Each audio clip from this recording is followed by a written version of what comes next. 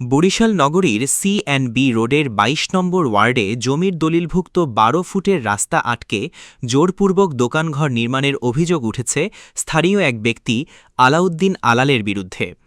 এতে চরম ভোগান্তিতে পড়েছেন ওই রাস্তার উপর নির্ভরশীল ৮টি পরিবারের সদস্যরা।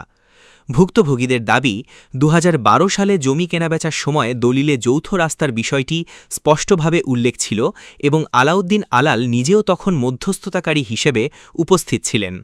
কিন্তু এখন অতিরিক্ত অর্থ দাবির অভিযোগ তুলে রাস্তা বন্ধ করে দোকান নির্মাণ শুরু করা হয়েছে। সরজমিনে দেখা গেছে, মূল প্রবেশপথে টিন ও ইটের দেয়াল তুলে নির্মাণ কাজ চলায় বাসিন্দাদের যাতায়াত প্রায় বন্ধ হয়ে গেছে। স্থানীয়রা বলছেন, জরুরি পরিস্থিতিতে অ্যাম্বুলেন্স বা ফায়ার সার্ভিস প্রবেশ করাও অসম্ভব হয়ে পড়বে। এখানে প্রায় ৪-৫০০ লোকের বসবাস এবং বাসাবাড়িও আছে ভিতরে। উনি নিজে ইচ্ছা করিয়া এই রাস্তাটা আটকাই দিতে আছে। আপনারাও দেখতে পারতে আছেন, এই রাস্তাটা চলাচলের জন্য উনি বন্ধ করে দিতে আছে টোটালি। উনি বলতে কি? উনি আলালউদ্দিন। আলাল হইলে এই প্লটের মালিক। উনি নিজে স্বৈরাচারীভাবে আর কি পথ বন্ধ করে দিতে আছে এই রাস্তাটা, যাতে মানুষ চলাচল করতে না পারে। এবং উনি কী ওনারে আমরা অনেকবার প্রশ্ন করছি যে আপনি এই রাস্তাটা কেন এভাবেই করেন। উনি কিছু টাকা পয়সা দাবি করে, কিন্তু ওনার এইখানে মূলত ওই রকমের কোনো জমি নাই। আমরা প্রত্যেকে জমি ৬ ফিট ৬ ফিট ছাড়ছি, উনিও 6 ফিট ছাড়বে।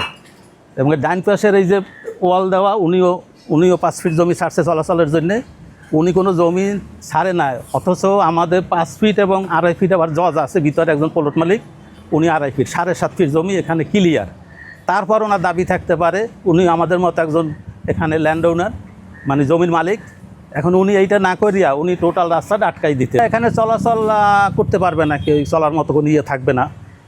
যেহেতু এখানে 12 ফিট রাস্তা, একটা মানুষ অসুস্থ হইলে সে একটা রিক্সা নিয়েও ঢুকতে পারবে না, অ্যাম্বুলেন্স তো দূরের কথা।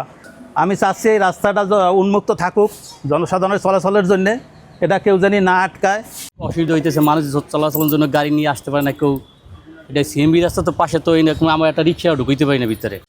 এটা তো সরকারিভাবে রাস্তা বল হয়ে গেছে, তাহলে তো এভাবে আটকানো উচিত নেই। একজন মানুষের অসহায় যদি হেরা না দেখে, হেলে কিন্তু সমস্যা না।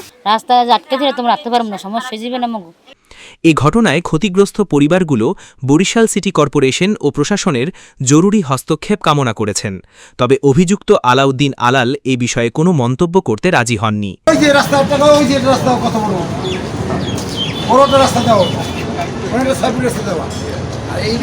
নিজের বাড়ি তো